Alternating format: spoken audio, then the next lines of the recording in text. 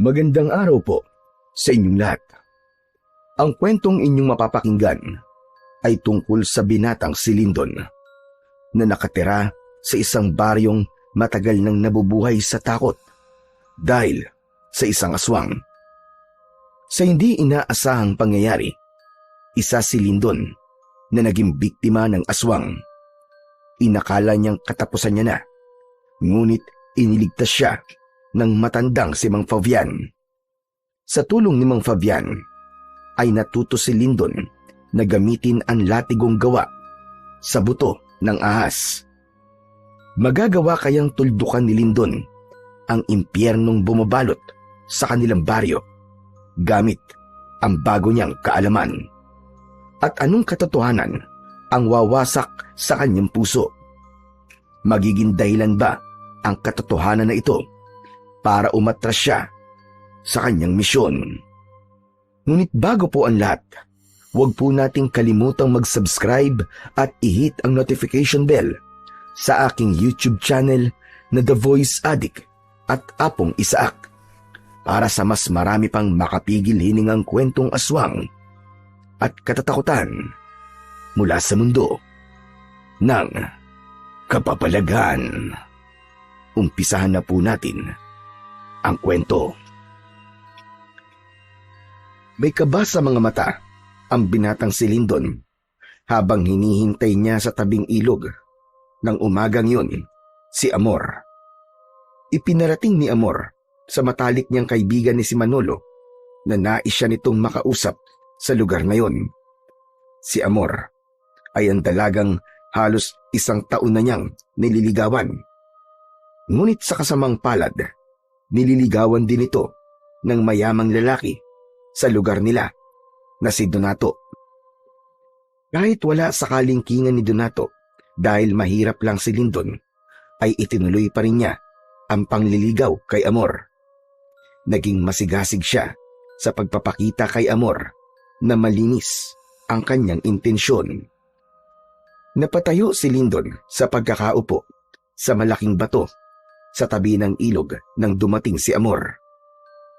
May kinakabahang ngiti na sumilay sa kanyang labi. Ang hinala niya ay sasabihin na ni Amor sa araw na yon ang desisyon nito ukol sa ginagawa niyang panliligaw. Magandang umaga, Amor.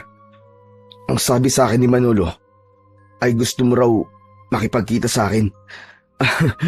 Kinakabahan tuloy ako sa sasabihin mo eh. Mabuti at nasabi sa ni Manolo. Kahit ako, kinakabahan din sa sasabihin ko sa iyo, Lyndon. Teka, tungkol ba sana sasabihin mo? Sa panliligaw ko ba sa'yo? Ayoko na magpaligoy-ligoy pa, Lyndon. Gusto ko na tumigil ka na sa panliligaw sa akin. Sandaling hindi nakapagsalita si Lyndon. Pinroseso pa ng utak niya ang sinabi ni Amor. Maya-maya ay alanganin siyang ngumiti. Pinapatigil mo na ako? Dahil ba sinasagot mo na ako? Hindi, Lyndon. Patawarin mo ako kasi kagabi sinagot ko na si Donato. Magkasintahan na kaming dalawa. Kaya wala na dahilan para ituloy mo pa ang panliligaw mo sa akin, Lyndon. Napakabuti mong tao. At pasensya na kung hindi ko kayang suklian ng pagmamahal mo. Pero sigurado ko, Lyndon, na makakatagpo ka ng tamang babae na kayang suklian ang nararamdaman mo. Ganun ba? Naiintindihan ko, Amor. Maraming salamat sa pagbibigay mo sa akin ng pagkakataon na maipakita at maiparamdam sa iyo ang aking pagmamahal. Masaya ako para sa inyo ni Donato. Alam ko na mas mapapabuti ka sa kanya at mabuti rin siyang lalaki. O paano, Amor? Aalis na ako.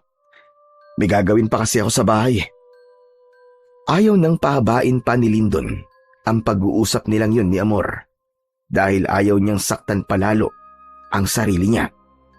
Ang totoo ay hindi siya masaya para kina Amor at Donato. Masakit na hindi siya ang pinili ni Amor, ngunit kailangan niya yung tanggapin. Kinagabihan, matapos maghapunan, ay inaya ni Lyndon ang kaibigan niyang si Manolo sa isang video okay bar sa bayan.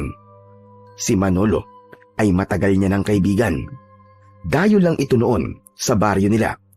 At dahil sa wala itong matitirahan doon, ay pinatuloy niya ito sa kanyang bahay. Mag-isa na lang sa buhay si Lyndon, kaya wala siyang naging problema. Buwan-buwan ay nagbabayad si Manolo sa kanya. Pareha silang nagtatrabaho sa taniman ng mangga at langka ni Donato. Pagpasok ng dalawa sa video okay bar, ay umupo sila sa isang sulok. Umorder sila ng beer at pulutan. Hindi nagtagal ay sinimulan na nila ang inuman. Aba, bakit nga pala tayo nag-iinom ngayon, pare? May sineselebrate ka ba? Teka. Nako, sinagot ka na ba ni Amor? Hindi ba nag-usap kayo kaninang umaga? Sabi ko na nga, ikaw ang sasagutin ni Amor at hindi si Donato. Alam ko kasi na si Amor ang klase ng babaeng hindi tumitingin sa estado sa buhay ng isang lalaki. Mali ka, Manolo. Hindi ako sinagot ni Amor. Nakipag-usap siya sa akin kanina para sabihin na sinagot na niya si Donato. Binasted niya ako. Ano ka mo? Totoo ba yan? Matapos ng lahat ng effort mo, ay hindi ka niya sasagutin? Gusto mo ba kausapin ko si Amor? Hindi naman pwedeng mauwi sa wala ang lahat ng hirap mo sa panliligaw mo sa kanya. Hindi ka na nga nakakabili ng bagong brief kahit bacon na mga brief mo kasi nagtitipid ka para maibili lang siya ng kung ano-ano. Wag na, hindi mo na siya kailangan kausapin, Manolo. Desisyon niya yun at wala na tayong magagawa. Kailangan ko na lang tanggapin na hindi ako nanalo sa puso ni Amor. Grabe, ako nasasaktan para sa'yo. Nakita ko kasi ang effort mo Ay, nako talaga. Kaya pala bigla kang nag-aya ng mag-inom dahil doon. Akala ko pa naman celebration to. Pabihira talaga buhay to. Gusto ko lang makalimot kahit sandali lang. Kawawa ka naman, pare. Pero wag ka mag-alala. Umorder ka lang ng lahat ng gusto mo ngayong gabi. Basta, ikaw magbabayad. Oh, akala ko naman ikaw ang magbabayad. Medyo natutuwa na nga ako Kung makapagsabi ka ng umorder ako ng lahat ng gusto ko, pabihira ka Tapos ako pala pagbabayarin mo rin. Wala pa akong sasahurin Tsaka, panayang bali ko kay Donato, di ba? Natatawang napailing na lamang si Lyndon. Nilagok niya ang bote na naglalaman ng beer. Nagpatuloy ang pag-uusap nila ni Manolo.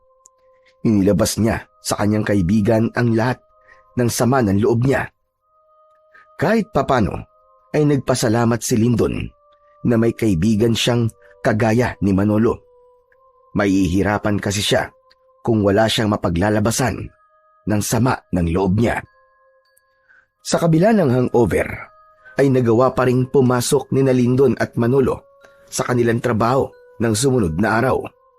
Itinuon ni Lyndon ang atensyon niya sa trabaho. Iniwasan niyang magpaapekto sa sakit sa puso na kanyang nararamdaman dahil baka hindi siya makapagtrabaho ng maayos. Pagdating ng oras ng pahinga, ay tumambay sila ni Manolo sa ilalim ng puno ng mangga para kumain ng baon nilang tanghalian. Matapos nilang kumain, ay lumapit sa kanila si Donato. Matangkad na lalaki si Donato at matipuno ang pangangatawan. Wala na itong pamilya at sa pagkakatanda ni Lyndon ay bigla na lamang dumating sa baryo nila si Donato. Bumili ito ng lupa roon at nagtayo ng taniman ng mangga at langka. Malaki ang naitulong nun sa ilang tao sa baryo dahil marami sa kanila ang nagkaroon ng trabaho. Lyndon, maaari ba kita makausap? Tungkol saan, sir? Hindi muna nagsalita si Donato at tumingin ito kay Manolo. Agad namang nakuha ni Manolo ang ibig sabihin ng tingin na yon. O sige pare, magbabanyo na muna ako ha. Mag-usap lang kayo dyan ni Sir Donato. Nang umalis si Manolo, ay tumayo si Lindon. May hinala siya na ang pag-uusapan nila ni Donato ay ang tungkol kay Amor. Ano ho pala ang pag-uusapan natin, Sir Donato? Nasabi na siguro sa'yo ni Amor ang tungkol sa aming dalawa. Meron sana akong ipapakiusap sa'yo, Lindon. Alam ko na magkaibigan kayo ni Amor bago mo siya niligawan. Ang gusto ko sana ay iwasan mo muna siya dahil sa kasintahan ko na siya. Alam mo na siguro ang ibig ko sabihin. Naiintindihan ko, sir. Huwag ho kayo mag-alala. Hindi niyo ako magiging problema. Maluwag po sa dibdib ko na tinanggap ko ang desisyon ni Amor. At yan naman talaga ang ginagawa ko. Iniiwasan ko na po si Amor bilang respeto sa relasyon po ninyong dalawa. Mabuti naman kung ganun. Aasahan ko yan, Lindon. Inilahad ni Donato ang isa nitong kamay. Walang pag-aalinlangan naman na inabot yon ni Lindon at nakipagkamay siya rito. Matapos yon, ay umalis na si Donato at bumalik na si Manolo. O ano pare? Tungkol kay Amor ang sinabi sa'yo ni Sir Donato, no? Tama ka. Ang sabi niya ay baka pwedeng lumayo muna ako kay Amor. Kasi magkasintahan na raw sila. Ha? Sinabi niya yun? Bakit kanya palalayuin kay Amor? Matagal na kayong magkaibigan. Pero pare, siguro nga tama lang yun. Mas okay na umiwas na muna ako kay Amor. Kasi masasaktan lang ako kung patuloy ako makikipagkaibigan sa kanya. Saka ko na siya kakausapin kapag nawala ng nararamdaman ko sa kanya. Ikaw ang bahala, pare. Ang sinabi ko opinyon ko lang naman. Pero sa pagkakakilala ko sa'yo, matagal mawala ang feelings mo sa isang babae. Kaya panigurado, matatagal lang ka pang makamove on kay Amor. Wala na akong magagawa sa bagay na yan. Itutuon ko na lamang ang aking pansin sa ibang bagay, gaya nitong trabaho natin. Yan! Tama yan, pare. Suportado kita dyan. Tinapik ni Manolo ang balikat ni Lindon at ngumiti siya rito. Tumingin sa malayo si Lindon at inisip niya ang mga maaaring mangyari sa kanya sa mga susunod na araw. Ipinagdasal niya sa Diyos na sana ay gabayan siya at patatagin pa ang kanyang kalooban.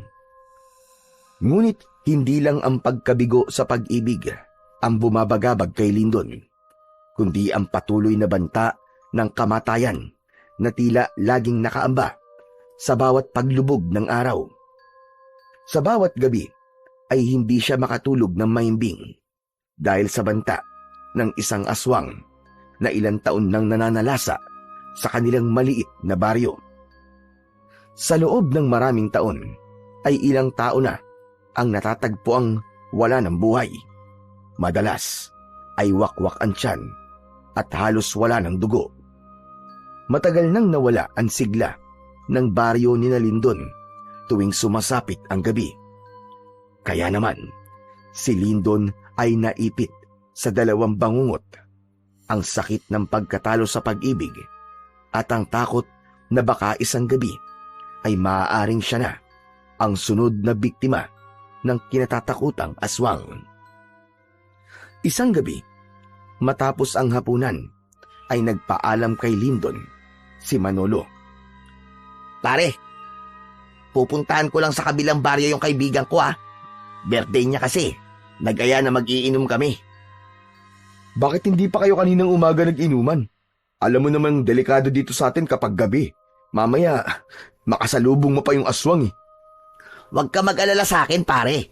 Palagi kong dala ang balisong ko.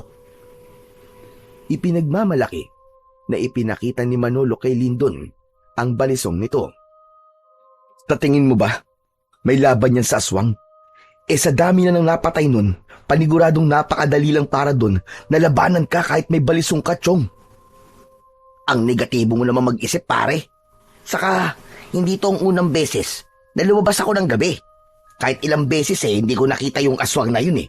Pakiramdam ko nga, hindi totoo yun eh. Anong hindi totoo sinasabi mo? Ang dami-dami na nga naging biktima nun di ba? Nung isang gabi kamuntikan nang mamatay si Mang Cardo dahil nakasalubong niya yung aswang. Mabuti na lang at nakatakbo siya at pinapasok siya ni Kapitan sa bahay nila. Kung hindi, paniguradong dadagdag si Mang Cardo sa biktima ng aswang dito sa baryo natin. Alam ko na yan.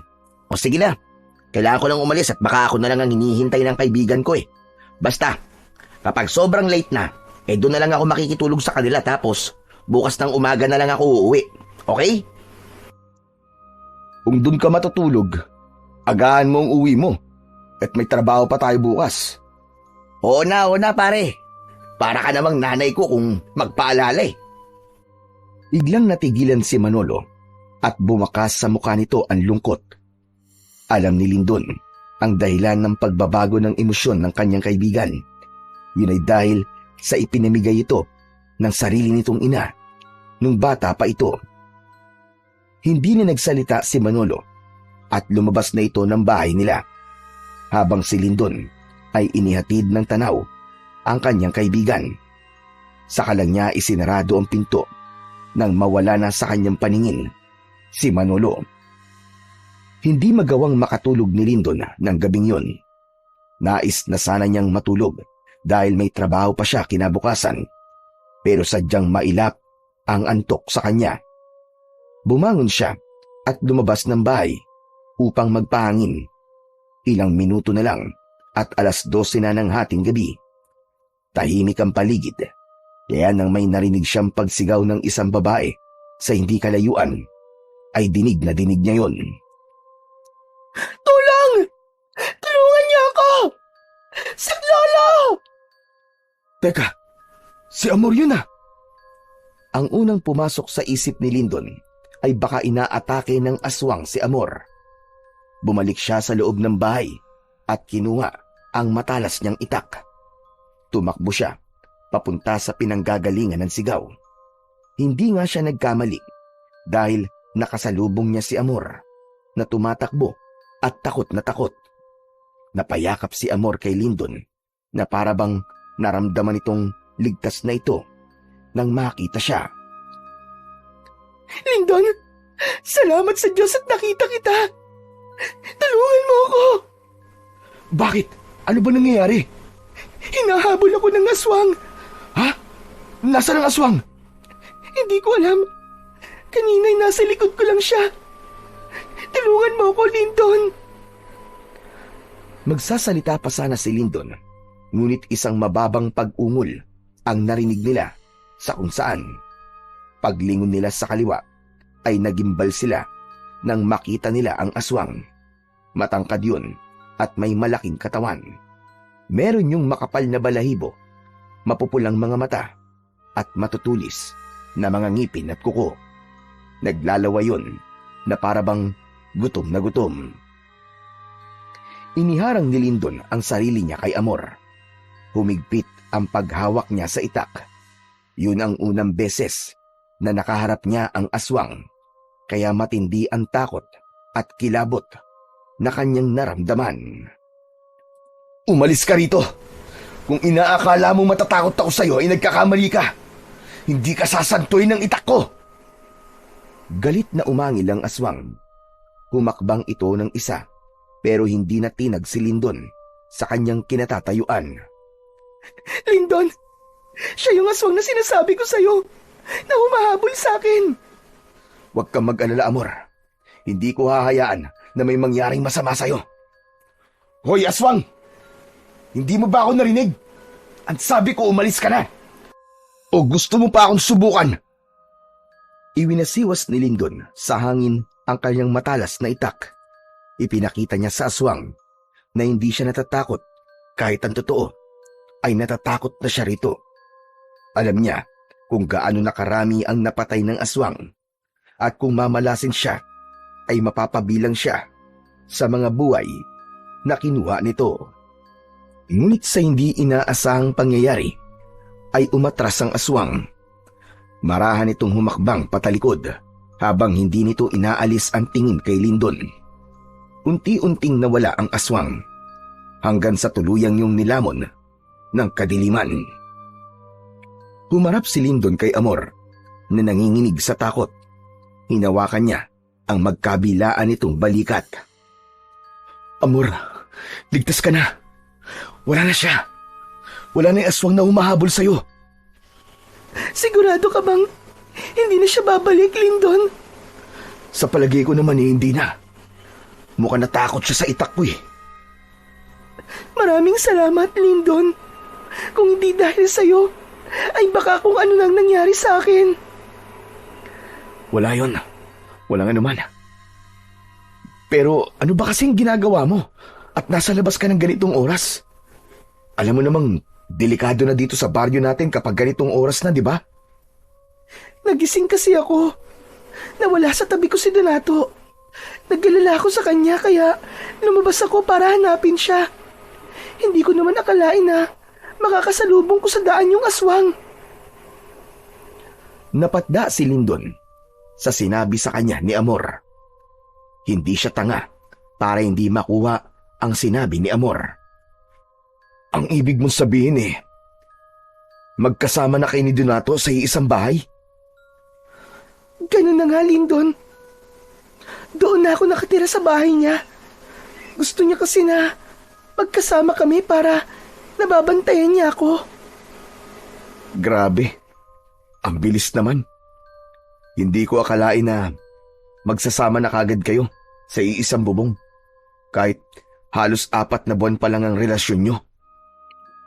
Yung totoo niyan, Lindon, 2 buwan na akong buntis. Pagkapanganak ko, ay magpapakasal na kami. Ngumiti si Lindon sa kabila ng kirot na nararamdaman niya sa kanyang puso. Masakit pa rin kasi para sa kanya na hindi siya ang pinili ni Amor. Nasa proseso pa rin siya ng pagtanggap na hindi siya ang mahal ni Amor, kundi si Donato. Masaya ako para sa inyo ni Donato.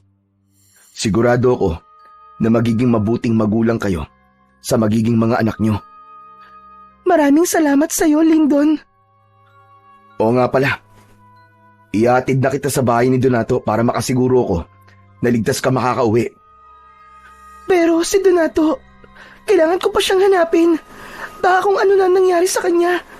Nag-aalala ako sa kanya kanina pa. Hindi magandang ideya kung hahanapin natin siya ngayong gabi. Baka makainkwentro ulit natin yung aswang na yun. Umuwi ka na muna at bukas na lang natin siya hahanapin. Magpapatulong tayo kay Kapitan kung kinakailangan. O baka naman, nandun na siya ngayon sa inyo, di ba? Sa tingin ko nga'y tama ka. Sana nga nasa bahay na si Donato ngayon. O tara na, iatid na kita. Marang tumango si Amor. Hindi na iwasan ni Lindon na makaramdam ng inggit kay Donato. Nakita niya kasi kung gaano ito kamahal ni Amor dahil sa pag-aalalang ipinapakita dito ni Amor. Inisip niya na kung siya sana si Donato ay siya na marahil ang pinakamasayang lalaki sa buong mundo. Nagsimulang maglakad sina Lindon at Amor papunta sa bahay ni Donato.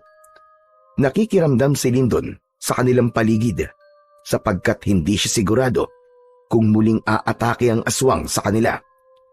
Sa awa ng Diyos ay ligtas silang nakarating sa bahay ni Donato. Ang bahay na yon ang pinakamalaki at pinakamagandang bahay sa baryo nila. Isa yung patunay ng pagiging mayaman ni Donato. Nasa harapan na sila ng pinto nang bigla yung bumukas. Nagulat sila nang makita si Donato. Napakunot ang noo ni Donato nang makita si Lindon. Agad nitong hinawakan ang kamay ni Amor at hinila ito palapit. Bakit magkasama kayong dalawa? Anong ginawa nyo? Donato, iniligtas ako ni Lindon sa aswang. Kung di dahil sa kanya, ay baka wala na ako ngayon. At ano namang ginagawa mo sa labas ng ganitong oras? Huwag mong sabihin na nakipagkita ka kay Lindon nang hindi ko alam. Hindi, Donato. Nagising kasi ako kanina na wala ka sa tabi ko, kaya lumabas ako para hanapin ka. Tapos, yun nga, nakasalubong ko yung aswang at nakita ko ni Lindon. Iniligtas niya ako sa aswang. Totoo po ang sinabi ni Amor sa inyo, Sir Donato. Nag-alala kasi siya sa inyo, kaya lumabas siya para hanapin ka. Sige na, makakauwi ka na, Lindon. Kung totoo na iniligtas mo si Amor, maraming salamat. Maraming salamat ulit, Lindon, ha? Nakangiting tumango si Lindon at umalis na siya sa lugar na yon. Alam niya na nagduda si Donato sa kanila ni Amor at naawa siya kay Amor dahil mas inuna pa ni Donato ang pagdududa kesa sa hindi magandang nangyari sa nobya nito. Malapit na si Lindon sa bahay nang biglang may humawak sa kanyang balikat mula sa likuran niya. Nagulat si Lindon. Mabilis siyang humarap at muntik niya ng tagain sa leeg ang nasa likuran niya. Mabuti na lang at nakita niya na si Manolo yun. Pambira ka, pare! Ano ba? Ako to! Huwag mo naman akong patayin! Langya ka? Akala ko kasi aswang ka eh. Aswang? Sa gwapo kong to? Napagkabalan mo kong aswang? Pambihira! Pasensya na. Paano? Nakaharap ko kasi yung aswang kanina eh. Ano ka mo? Totoo ba yung sinabi mo? Nakaharap mo talaga yung aswang? Oo pare. Pero sa bahay na tayo mag-usap. Mas ligtas doon kesa dito sa labas. Magkasamang naglakad na ang magkaibigan hanggang sa makarating sila sa kanilang bahay. Isinarado at ikinendado ni Lindon ang pinto bago siya umupo sa isang mahabang upuan sa sala. Bakas ang pagod sa kanyang muka. Si Manolo naman ay kumuha ng tubig sa kusina at inabot kay Lindon. Oh, uminom ka na muna at namumutla ka eh. Salamat pare. Matapos ubusin ni Lindon ang isang baso ng tubig, ay sa kanya ikinuwento kay Manolo ang lahat ng nangyari. Maging ang pagdududa ni Donato ay ikinuwento niya rin. Dahil sa kwento mo na yan, naniniwala na talaga ako na merong aswang dito sa baryo natin.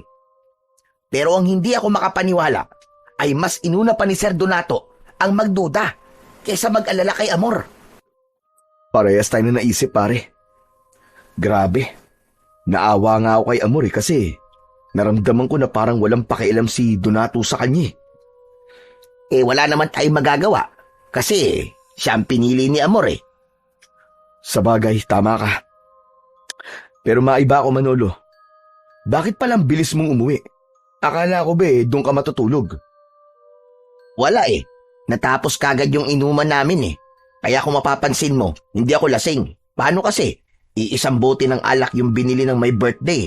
Nung naubos na, gusto niya na mag-ambagang kami ng mga bisita niya para bumili ng alak. Siyang may birthday tapos kami ang sasagot sa alak. Aba, mali naman yun. Kaya umuwi na lang ako. Ang kunat mo talaga. Hindi mo pa pinagbigyan. Sumahod naman tayo kahapon, di ba? Kahit na may pera ako, hindi ako mag-aambag sa pang-alak niya, no? Ang lakas ng loob niyang mag-aya ng inuman tapos isang bote lang palang kaya niya. Bagyang natawa si Lindon sa sinabi ni Manolo. Hindi nagtagal ay nagpaalam na siya kay Manolo na matutulog na siya. Pumasok na siya sa kanyang kwarto at nang nakahiga na siya ay patuloy pa rin niyang iniisip ang nangyari. Hanggang sa sandaling yun ay hindi pa rin siya makapaniwala na nakaharap na niya ang aswang at nakita niya yun ng malapitan. Kahit pumikit siya ay hindi pa rin nawala sa isip niya ang nakakatakot na itsura ng aswang. Mabilis na lumipas ang mga araw at buwan. Patuloy na namuhay sa takot ang mga tao sa baryo ni Lindon dahil sa pag-atake ng aswang. Kahit isa sa kanila ay walang naglalakas ng loob na tugisin ito. Kahit ang kanilang kapitan at ang mga tanod ay takot na magronda sa gabi.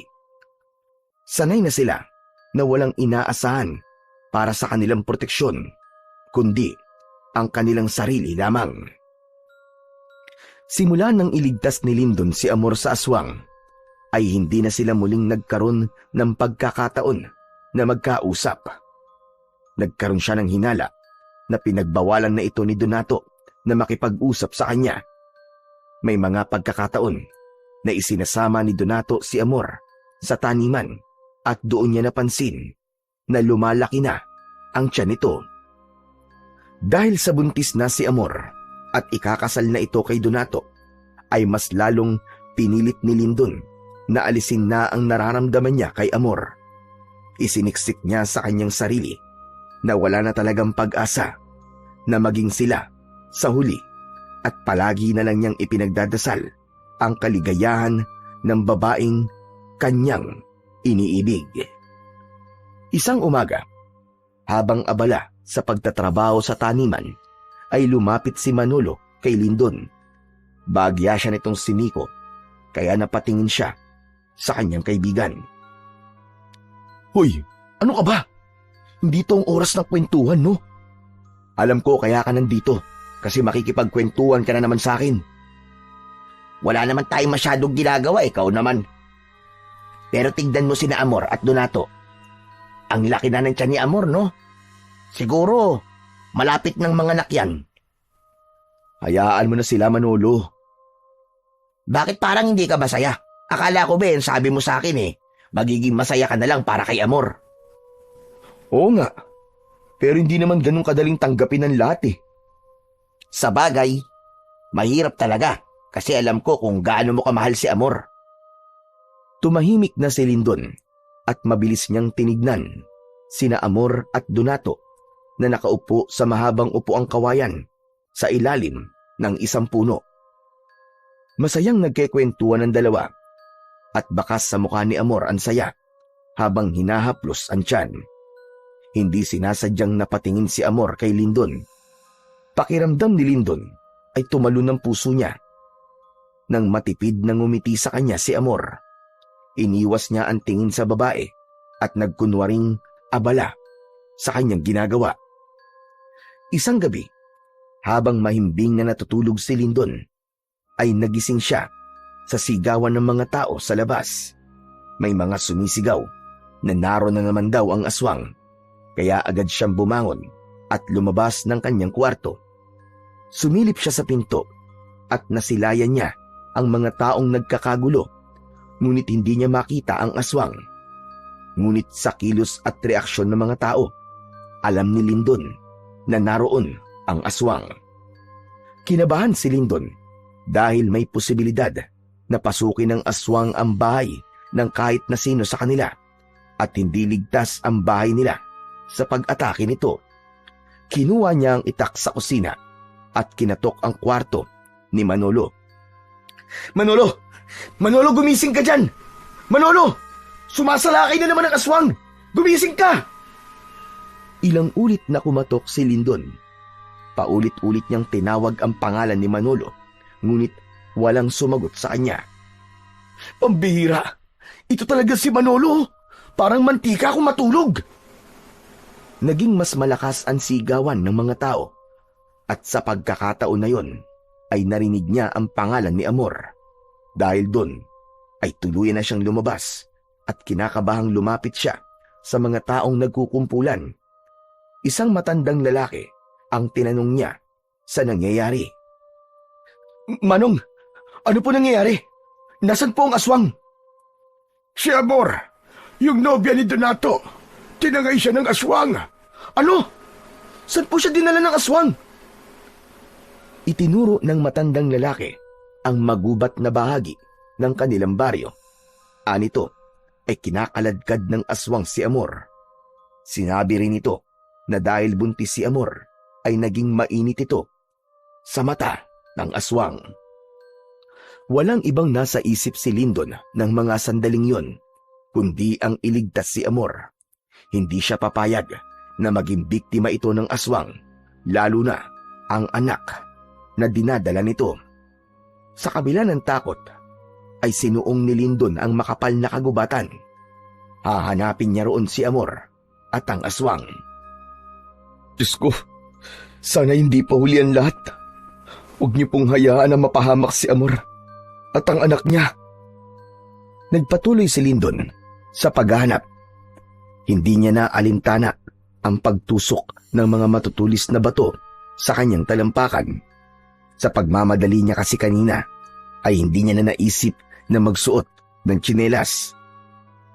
Hanggang sa narinig niya ang kalunos-lunos na pagsigaw ni Amor. Paglingon niya sa kanan, ay doon niya nakita si Amor na mabilis na tumatakbo habang sapo ang may kalakihan nitong tiyan. Sinalubong ni Lindon si Amor. Agad niyang napansin ang malalim na sugat nito sa braso. Dumudugo yun at mukhang mula sa kalmot ng aswang. Lindon! Lindon, tulungan mo ako! Yung aswang! Gusto niya akong patayin! Tara na, umalis na tayo rito bago pa niya tayo maabutan. Teka, may kailangan kang malaman, Lindon. Yung aswang, gusto niya akong patayin.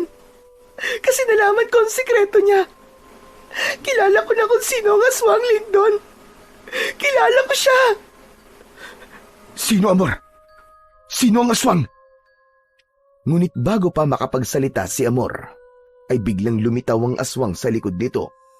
Hinablot ng aswang si Amor sa magkabilaang balikat at hinila ito palayo kay Lindon. Sa lakas ng aswang ay madali nitong nailayo si Amor, habang si Lindon ay nanlaki ang mga mata sa gulat dahil sa bilis ng pangyayari. Nang may masmasan ay hinabol ni Lindon ang aswang.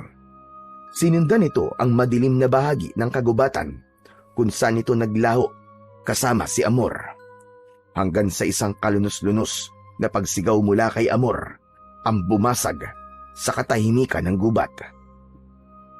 Nahinto sa pagtakbo si Lindon nang makita niya si Amor na butas ang dibdib habang kinakain ng aswang ang puso nito. Pakiramdam niya ay nawala siya sa sarili at napuno ng galit ang kanyang buong pagkatao. Walang hiya ka! Papatayin kitang aswang ka! Walang pagdadalawang isip na sinugod ni Lindon ng aswang gamit ang itak. Tumayo ang aswang para salubungin siya. Inindayan niya ito ng isang malakas na saksak sa tiyan, pero mabilis itong nakaiwas. Tinadyakan siya ng aswang sa dibdib. Bumulagta siya sa damuhan at agad na nawalan ng hangin sa katawan. Pinilit niyang tumayo at muling umatake. Ngunit hinarang ng aswang ang kanyang braso at sinunggaban siya sa balikat. Umalingaw-ngaw ang sigaw ni Lindon nang maramdaman niya ang matatalim na ngipin ng aswang na bumaon sa kanyang laman.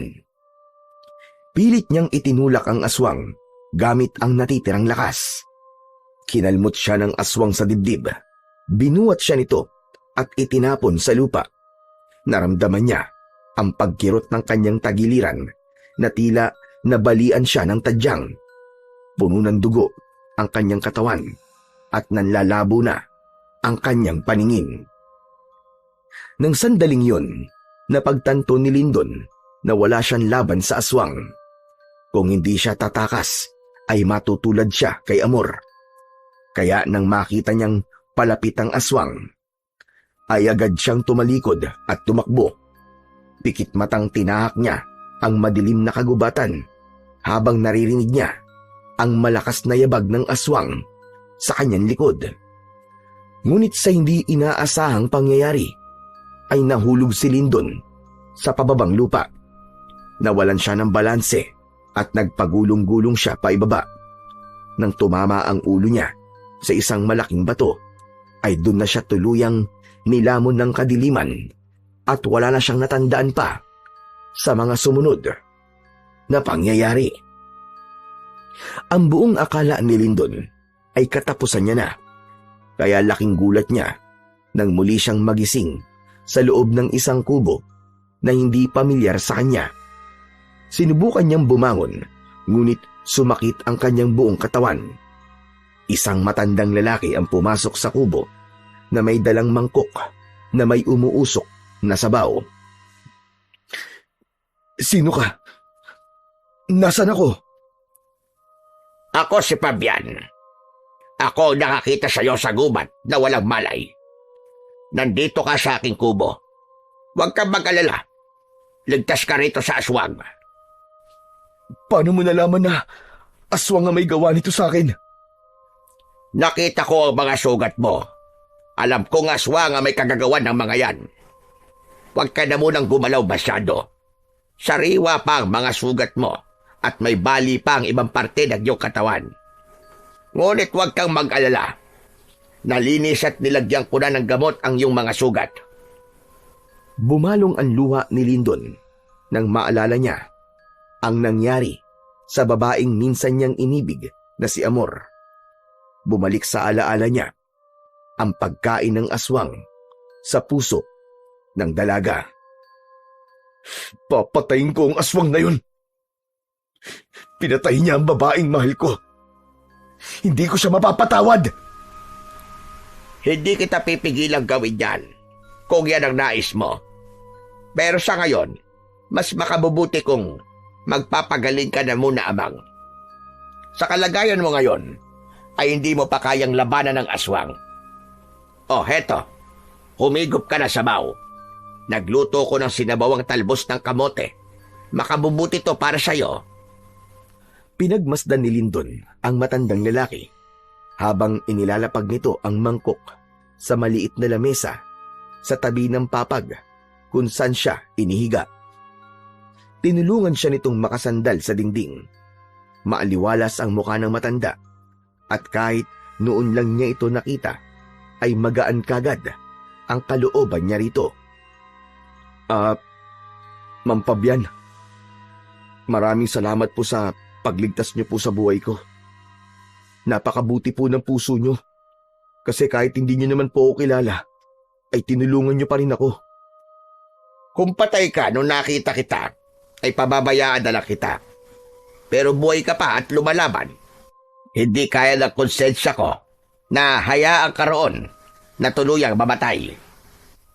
Pero mamaya na tayo mag-usap. Humigop ka muna ng sabaw para kahit papano magkalaman naman ang sikmura mo. Pinilit ni Lindon na humigop ng sabaw kahit wala siyang ganang kumain. Patuloy kasing naglalaro sa utak niya ang pagpatay na ginawa ng aswang kay Amor. Napakasakit para sa kanya ng pangyayaring yun, lalo na't hindi lang ang buhay ni Amor ang kinuha ng aswang, kundi maging ang buhay ng sanggol na dinadala nito.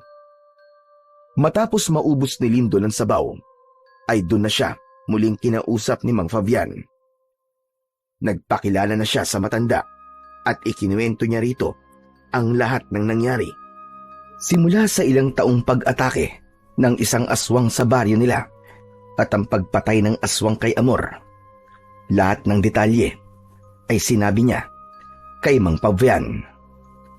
Nang matapos ng magkwento si Lindon, ay naramdaman niya ang bigat sa muka ng matandang lalaki. Naririnig ko ang tungkol sa aswang na yan sa tuwing nagtutungo ko sa palengke para magbenta ng mga tanim kong gulay.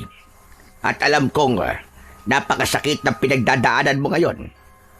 Masakit makita na mamatay ang isang taong importante sa'yo, lalo na sa kamay ng isang aswang.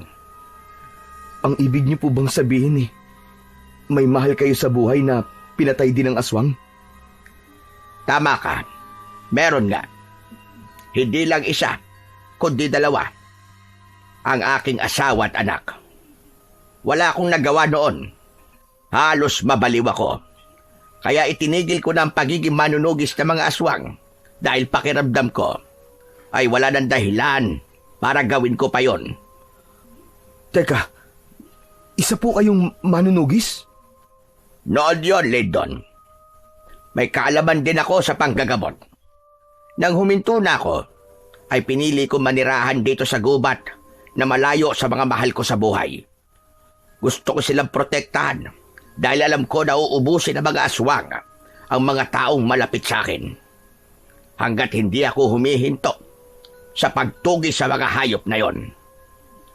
Hindi akalain ni Lindon na mas mabigat pa pala ang naranasan ni Mang Fabian kung ikukumpara sa nangyari sa kanya.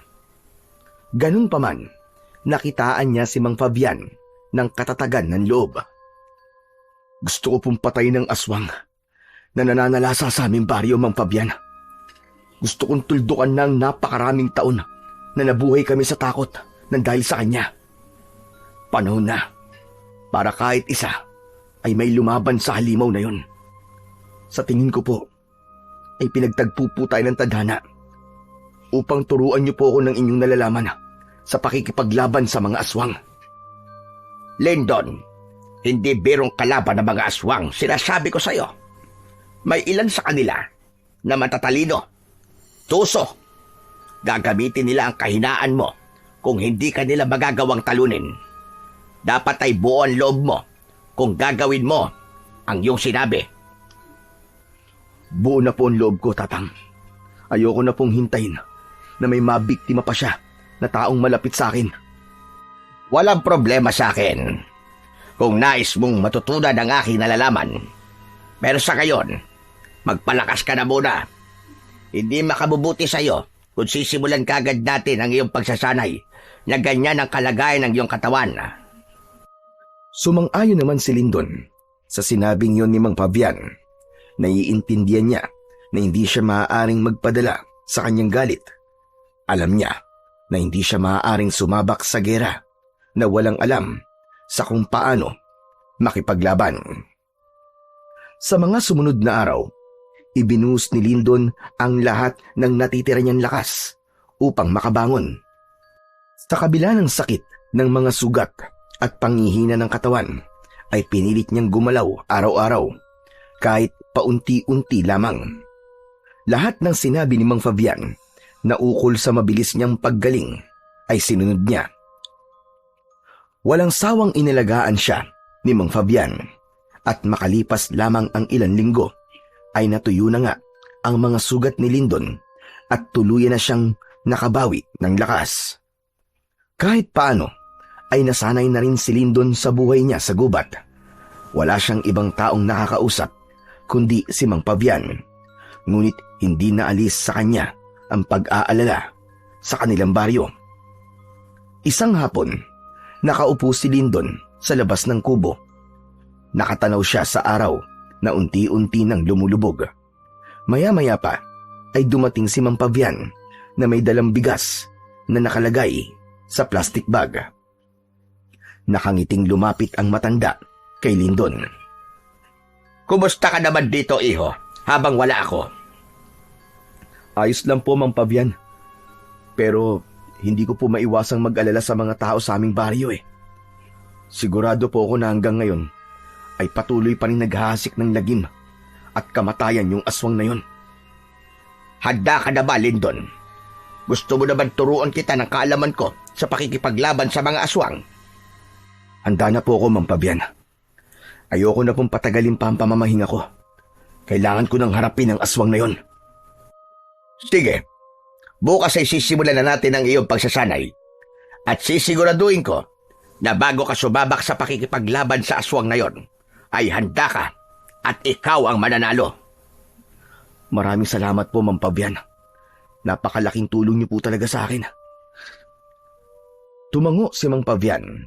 Matapos yun, ay tinulungan na ito ni Lyndon na maghanda ng kanilang hapunan. Nangako siya sa kanyang sarili na seseryosohin niya ang pagsasanay at gagawin niya yon hindi lang para ipaghiganti si Amor, kundi upang mapalaya ang baryo nila sa takot sa aswang. Kinaumagahan, nagising si Lyndon na may kakaibang sigla dahil alam niya na yun ang unang araw ng pagsasanay niya sa tulong ni Mang Fabian. Sa pagtayo niya ay naghahain na ng almusal ang matanda. Nilagang kamote at saging na sinamahan ng mainit na kape ang kanilang almusal. Habang kumakain ay nagbigay si Mang Fabian ng ilang impormasyon tungkol sa mga aswang. Alam mo, Lyndon, hindi basta-basta mga aswang. Hindi sila katulad ng mga tao. Mas mabilis sila, mas malakas at mas matalas ang pandama. Pero hindi sila perpekto. May mga kahinaan din sila. Ano po ang kahinaan nila, Mang Fabian? Una sa lahat, ayaw na ayaw nila ng asin. Ganon din sa bawang. Pero hindi lahat ng aswang ay takot sa asin at bawang. May mga natuto ng tiisin ang epekto ng mga yon sa kanila. Ayaw din nila sa amoy ng sinunog na goma. Ngunit may iba na kapag gutom na gutom ay nakakayang tiisin ang lahat para lang makapambiktima. Paano naman po sila mapapatay? Hindi basta-basta namamatay ang isang aswang. Ang karaniwang itak ay hindi sapat. Kahit masugatan mo sila, ay may kakayahan silang pagalingin ang kanilang sarili sa pamamagitan ng pagdila sa kanilang sugat. Kailangan mong gumamit ng agimat, mutya o isang hindi pangkaraniwang sandata na ginawa para sa pakikipaglaban at pagpatay sa mga aswang. At kapag bilog ang buwan, ay mas malakas sila. Huwag kang lalaban sa oras ng kalakasan nila kung hindi ka handa. Bilisan mo na ang iyong pagkain. Kumain ka ng marami dahil hindi magiging madali ang ating pagsasanay. Itinuon muna ni Lindon ang atensyon sa pag-aalmusal. May kasiyahan siyang naramdaman sapagkat mamaya ay magkakaroon na siya ng kaalaman sa pakikipaglaban sa mga aswang. Matapos ang almusal, ay nagtungo sina Lindon at Mang Fabian sa likod ng kubo. Meron dong malawak na lupa na magandang lugar para sa isang pagsasanay. Nakaharap si Lindon kay Mang Fabian. Parehas na seryoso ang kanilang muka. Gaya na sinabi ko sa iyo kanina, ay kailangan mo ng mabisang sandata na panlaban sa mga aswang. Ang ibig niyo po bang sabihin meron kayong ganung sandata? Meron. Hintayin mo ako rito at kukunin ko lang. Sandaling bumalik si Mang Fabian sa loob ng kubo. Sa pagbabalik nito, ay may dala na itong isang bagay na noon lang nakita ni Lindon. Para yung isang latigo na gawa sa buto ng isang hayop. Ito ang sandatang sinasabi ko sa iyo. Gawa ito sa mga buto ng isang ahas na pinapaniwala ang alaga ng isang diwata sa kabundukan ng Kanlaon. Ipinamana pa to sa akin ng aking lolo na isa ring mahusay na manunugis noong panahon niya. Ayon sa akin lolo, nang mamatay ang alagang ahas na yon ng diwata, ay iniwanan nito ang katawan ng ahas na yon sa isang kuweba. Ang lolo ko ang nakakita sa buto ng ahas na yon. Ipinaliwanag pa ni Mang Fabian na ang mga buto ay nilinis at pinatuyo sa ilalim ng araw sa loob ng 7 araw. Pagkatapos ay pinakuluan yun sa banal na langis. Hindi ito basta latigo lamang, Lindon. Isa itong pangil ng liwanag laban sa kadiliman. Kung marunong kang gumamit nito, kaya nitong durugin ang laman at buto ng kahit nanong aswang. Pero tandaan mo, hindi ito gumagana kung ang puso mo ay puno ng galit at paghihiganti. Dapat malinaw ang layunin mo. Inabot ni Mang Fabian ang latigo kay Lindon. Naramdaman niya ang bigat nun. Ang latigo ay may habang halos 5 talampakan. Ang hawakan nun ay gawa sa isang matibay na uri ng kahoy. Sa dulo ng latigo ay may matulis na buto na parabang sinadya yun upang dagdag na pang-atake sa kalaban. Hindi nagtagal ay sinimulan na ni Lindon at Mang Fabian ang pagsasanay. Matikas na tumayo si Lindon habang hawak ang latigong gawa sa buto ng ahas. Mahigpit ang pagkakakapit niya sa hawakan nito, habang si Mang Fabian naman ay ilang hakbang lang ang layo. May hawak itong lubid na kunwari ay latigo. Yun ay upang mas maunawaan ni Lindon ang tamang paggalaw at pag-atake. Tandaan mo sasabihin ko, Lindon. Ikaw ang kokontrol sa latigo at hindi ikaw ang kokontrol nito. Itinaas ni Lindon ang latigo at marasyong inihampas sa lupa. Napaatras siya sa lakas ng bagsik ng hagupit ng latigo. Bagyang nahukay ang lupa kung saan tumama ang latigo. Sa sumunod na mga minuto ay itinuro naman ni Mang Fabian kay Lindon kung paano gamitin ang latigo sa pag-atake at gayon din sa pagdepensa.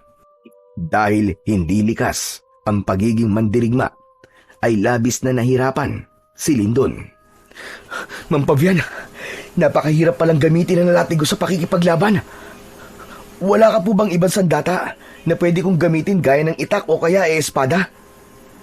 Kung nais mong mapatay ang aswang sa inyong baryo, ay kailangan mo maging mahusay sa paggamit ng latigong yan. Walang nananalo. Nasa una pa lang ay sumusuko na kagad. Palagi mong isipin na walang bagay ang madali sa una. Lahat ay dapat pinaghihirapan bago mo marating ang tagumpay. Sa sinabing yon ni Mang Pavian, ay nabuhayan ng loob si Lindon. Inisip niya si Amor at ang mga tao sa kanilang baryo. Bagamat patuloy siyang nahirapan sa pagsunod sa galaw ni Mang Pavian, ay hindi na siya nagreklamo. Inisip niya na kailangan niyang matutunan ng lahat ng dapat niyang matutunan upang magtagumpay siya sa sandaling magkaharap na sila ng aswang. Habang lumilipas ang oras, ay unti-unti niyang naramdaman ang pagkakaisa ng kanyang katawan at ng latigo. Ganun pa man, aminado siya na marami pa siyang kailangan matutunan bago niya harapin ang aswang sa kanilang baryo. Matapos ang nakakapagod na pagsasanay, ay naupo si Lindon sa harapan ng kubo. Lumapit sa kanya si Mang Pavian at inabutan siya nito ng isang basong tubig. Nagpasalamat siya sa matanda. Bago yun, ininom. Grabe, ang hirap po talaga magsanay sa paggamit ng latigo niyo, Mang Pavian. Pero tinandaan ko po ang mga sinabi niyo sa akin na hindi dapat kagad sumuko. Gaya mo ay nahirapan din ako nung unang nagsanay ako niyan sa paggamit ng latigo. Maigpit noon ang lolo ko. Kapag nagkamali ako, ay hinahampas niya ako ng kanyang tungkod. Mukhang hindi niyo naman po gagawin sa akin yun kasi wala po kayong tungkod eh. Huwag ka mag-alala. Magkaiba kami ng aking lolo ng estilo sa pagsasanay. Sandaling natigilan si Lindon. Nang sandaling yun, ay bumalik sa kanyang alaala ang huling sandali ni Amor at isang bagay ang kanyang naalala. Mang Pavian, may bigla lang po akong naalala. May sinabi kasi sa akin si Amor eh. Ang sabi niya ay kilala na niya kung sino ang aswang. Kaya lang hindi niya nasabi sa akin kung sino kasi bigla siyang hinilat, pinatay nung aswang eh. Ang ibig po bang sabihin nun eh, isa sa mga nakatira sa baryo namin ng aswang? Malaki ang posibilidad na tabag yung sinabi. Kung kilala siya ni Amor, ibig sabihin ay isa ito sa mga nakakasalamuhan niya sa araw-araw. Pero sino sa kanila ang aswang? Sayang kasi namatay si Amor nang hindi niya nasabi sa akin kung sino ang aswang na matagal nang nagpapahirap sa amin lahat. Mas magiging madali sana ang pakikipaglaban mo kung makikilala siya dahil maaari mo siyang atakihin na abang nasa anyo siyang tao. Mahina ang isang aswang kapag wala siya sa kanyang totoong anyo. Pero hindi bale. Ang importante ay nagsasanay ka na ngayon para kapag nakaharap mo siya na nasa anyong tao o aswang man siya, ay nasisiguro ko sa iyo na ikaw ang mananalo. Tumingin sa malayo si Lindon. Inisip niya ang mga pwedeng mangyari sa sandaling magkaharap na sila ng aswang. Ngunit hindi niya naiwasan ang kabang bumalot sa kanyang puso nang dahil sa pagkatao ng aswang na kailangan niyang labanan at patayin. Sa mga lumipas na araw ay nagpatuloy si Lindon sa pagsasanay sa tulong ni Mang Fabian. Marami pa itong itinuro sa kanyang teknik sa pakikipaglaban gamit ang latigong gawa sa buto ng ahas. Habang tumatagal ay nawala na ang bigat ng latigo at kung minsan ay para na siyang walang hawak. Unti-unti na rin silang naging isa ng latigo. Kung minsan, kahit mag-isa ay nagsasanay si Lindon, malinaw na sa kanya na ang kanyang ginagawa ay hindi lang para sa bigyan ng hustisya ang nangyari kay Amor at sa anak nito, kundi upang matuldukan na ang takot na maraming taon nang bumabalot sa kanilang baryo. Isang hapon, matapos ang nakakapagod na pagsasanay, ay nagtaka si Lindon nang pumapalakpak si Mang Fabian. Nakangiti itong lumapit sa kanya at tinapik siya sa balikat. Napakahusay! Napakahusay, Lindon. Ngayon ay masasabi kong handa ka ng talaga. Ang ibig niyo po bang sabihin pumapayag na po kayong harapin ko ang aswang? Oo, Lindon. At labis mo kong pinahanga dahil sa maikling panahon lang ay naging biyasa ka na kagad sa paggamit ng latigo na yan. Alam ko na ang dahilan yan ay dahil malinaw na sayo kung ano ang iyong layunin. Ipinagmamalaki kita, Lindon. Maraming salamat po, Mang Fabian. Napakasarap pong mapakinggan ang mga ganyang salita mula sa inyo. Hindi ko po ito magagawa kundi dahil sa gabay at tulong nyo. At nangangako po ako na hindi ko sasayangin ang lahat ng ito. Aasahan ko yan. Ngunit huwag mo masyadong pahirapan ang iyong sarili. Dapat ay may konkreto kang plano. Huwag kang magpapadalos-dalos. Mas maganda lang sigurado sa bawat magiging hakbang mo. Yan po talaga ang gagawin ko, Mang Fabian. Ayoko pong magpadala sa galit ko at baka masayang ang lahat ng pinaghirapan natin. Sa ngayon po, ay magmamanman na muna ako sa nangyayari sa aming baryo. Isang malalim na paghinga ang pinakawalan ni Lindon. Hindi nagtatapos sa pagsasanay ang lahat at alam niyang yun pa lamang ang simula.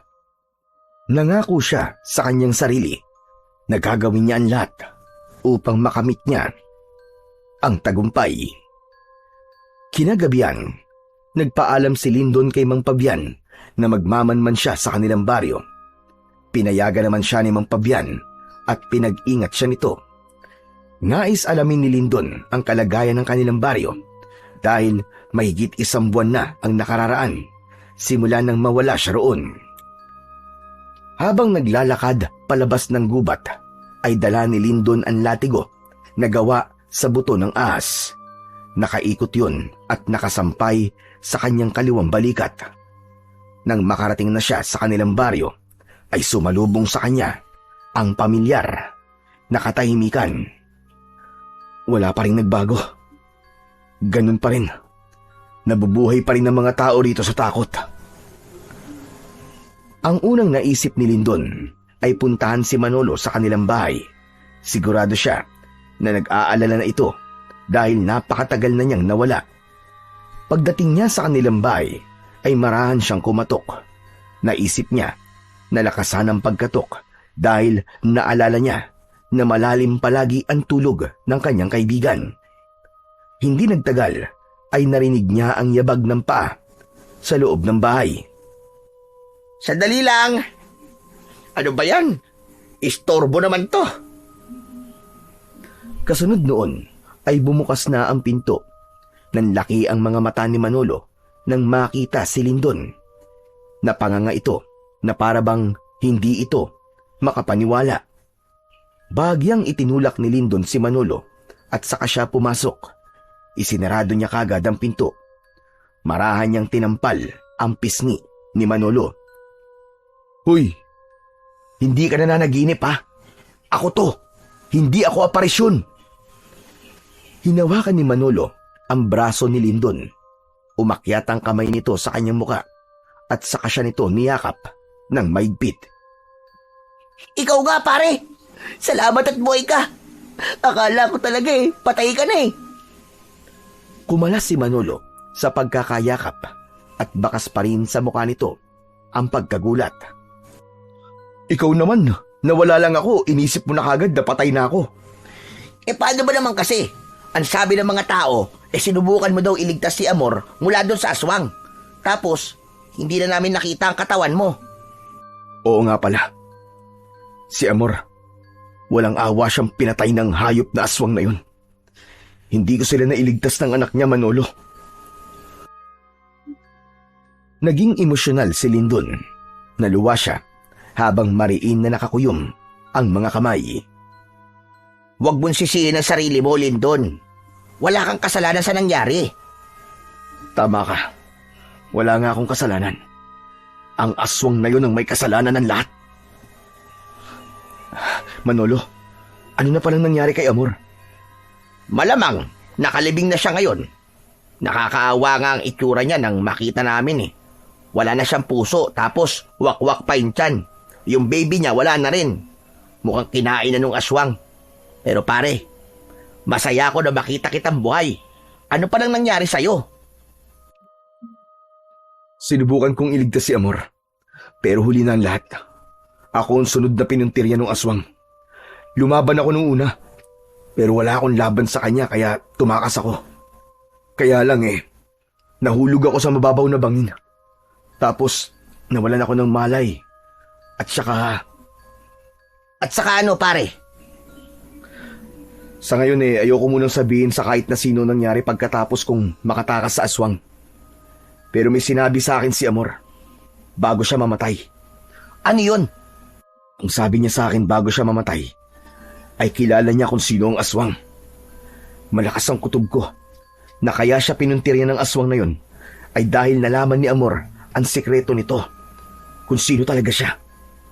Kaya lang, hindi na sa akin nasabi ni Amor kung sino ang aswang Kaya nandito ako para alamin kung sino ang hayop na yun. Sayang nga pare.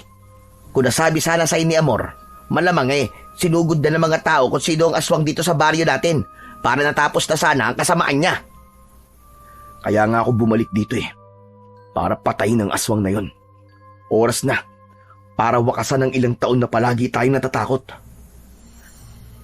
At gagawin mo yun na mag-isa pare? Alam mo ba kung gaano kabagsik at kawalang awa yung aswang na yon? Baka mapahamak ka. May sandata ako laban sa kanya. Inalis ni Lindon ang latigong gawa sa buto ng ahas mula sa kanyang balikat at ipinakita niya yon kay Manolo. Ang latigong to ang gagamitin ko laban sa kanya, Manolo. Isa itong mabisang sandata laban sa mga aswang. Ang latigong to ay gawa sa buto ng ahas na alaga ng isang diwata. Wow! Ang astig naman yan, Lindon. Ngayon lang ako nakakita ng ganyang klaseng latigo Kaya kailangan kong malaman kung sino ang aswang dito sa ating baryo, Manolo. Sana matulungan mo ko. Anong klaseng tulong ang kailangan mo? Basta kaya ko gagawin ko. Matagal ko na rin gustong mawala ang aswang na yun Magmanman ka rito sa baryo natin. Pag-aralan mo ang kilos ng lahat, lalo na yung mga alam mong kilala ni Amor. Mas mapapadali ang laban ko sa aswang kung malalaman ko kung sino siya. Walang pagdadalawang isip na pumayag si Manolo sa ipinagawa rito ni Lindon. Anito ay gagawin nito ang lahat para makatulong. Hindi na nagtagal doon si Lindon. Nagpaalam siya kay Manolo. Bago siya umalis, ay tinanong ni Manolo kung saan siya tumutuloy, ngunit hindi niya sinabi sa kaibigan. Para kay Lindon, ay hindi lang ang baryo nila ang kailangan niyang protektahan, kundi maging si Mang Pavian din at ang tirahan nito sa gitna ng kagubatan.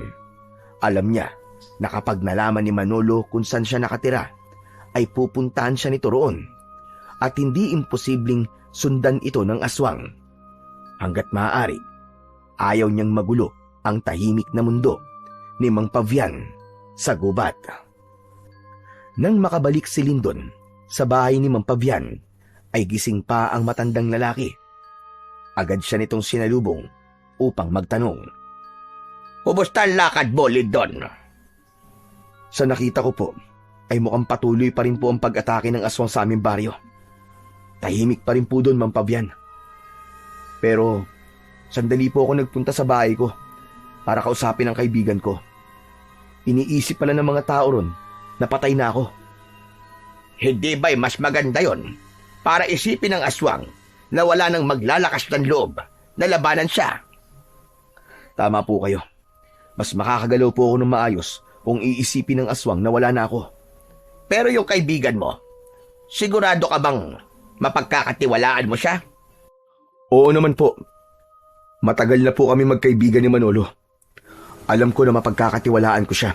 At isa pa, tutulungan din po niya ako sa pagtuklas kung sino po ang aswang sa aming baryo. Malaking tulong po yun, lalo na't hindi pwedeng pati sa umaga ay nandun ako. Baka may makakita pa sa akin na ibang tao. Mabuti naman kung ganun. Ang mabuti pa ay magpahinga na tayo. Malalim na rin ang gabi. Sige po, Mang Pabian. Matapos na isabit ang latigo sa likod ng pinto, ay nahiga na si Lindon sa sahig na kawayan na may latag na banig. Habang si Mang Pabian ay nasa papag nito, ngunit hindi magawang makatulog ni Lindon. Patuloy niyang iniisip kung sino nga ba talaga ang aswang na tinutukoy ni Amor. Kinaumagahan, maagang nagising si Lindon para sandaling magsanay. Bandang 7:00 ng umaga nang tawagin siya ni Mang Pabian para mag-almusal. Matapos kumain, ay tinulungan muna ni Lindon si Mang Pabian sa taniman nito ng gulay. Kinuwentuhan siya ni Mang Pabian sa mga naging karanasan nito nung isa pa itong manunugis. Noon ay hindi lang sa baryo namin ako nanunugis ng aswang. May mga lugar din na humihingi sa akin ng tulong kapag may problema sila sa aswang. Naaalala ko na may isang baryo na hiningi ang tulong ko dahil maraming mga batang nawawala sa kanila. Alam ko na kagad na aswang ang may kagagawan nun at natagpuan ko ang aswang sa gitna ng kakauyan. Babae, matanda na, pero mabilis pa rin kumilos. Ginamit ko sa kanya ang latigong gawa sa buto ng ahas para labanan siya. Sa huli, ako ang nagwagi at napakawalan ko mga batang binihag niya. Talaga po palang napakahusay niyo, Mang Pabian.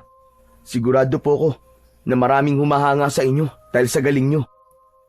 Pero hindi sa lahat ng pagkakataon ay nananalo ko, Lindon. Ilang beses din ako nasugatan. Maraming beses din ako natalo. Pero hindi ako sumuko. Palagi kong iniisip kung bakit ako nakikipaglaban. Hindi ko ginamit ang latigo para magpakitang gilas. Ginamit ko yun kasi alam kong may kailangang iligtas. Tandaan mo yan, Lindon. Ang latigong yon ay hindi para sa galit, kundi para sa katarungan at pagtulong sa mga nangangailangan. Tatandaan ko po ang lahat ng sinabi niyo sa akin, Mang Pabian. Malaking bagay po para sa akin ang mga payo niyo. Nagpatuloy sila sa pagtatanim, ngunit sa pagitan ng katahimikan ay tila may bigat na naramdaman si Lindon sa kanyang dibdib. Sa kanyang isipan, muling umukit ang alaala ng gabing nakita niyang pinatay si Amor ng aswang. Alam niya na marami pang magiging biktima ang aswang kung hindi kagad siya kikilos. Pagsapit ng gabi, matapos ang hapunan, ay pumwesto si Lindon ng upo sa harapan ng kubo, habang si Mang Pabian naman ay abala sa paghuhugas ng kanilang pinagkainan. Habang nakatanaw sa malayo, ay may kakaibang naramdaman si Lindon. Naging maalinsangan ang hangin at may naamoy din siya na parang nabubulok na karne.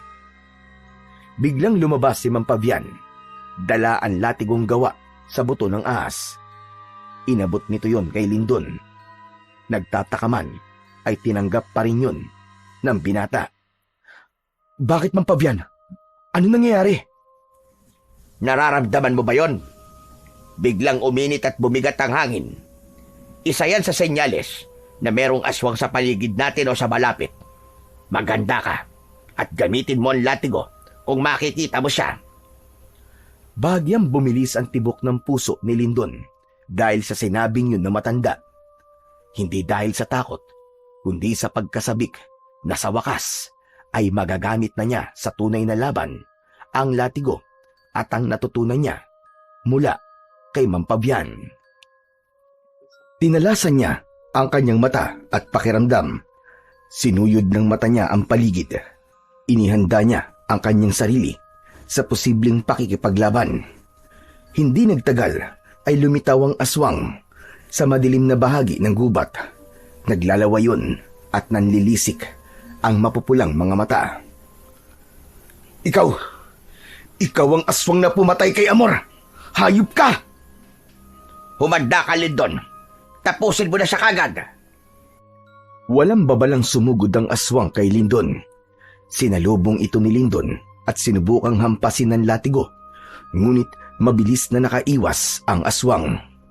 Bigla itong nawala at sa isang iglap ay lumitaw ito sa likuran niya. Sa likod mo, Lindon!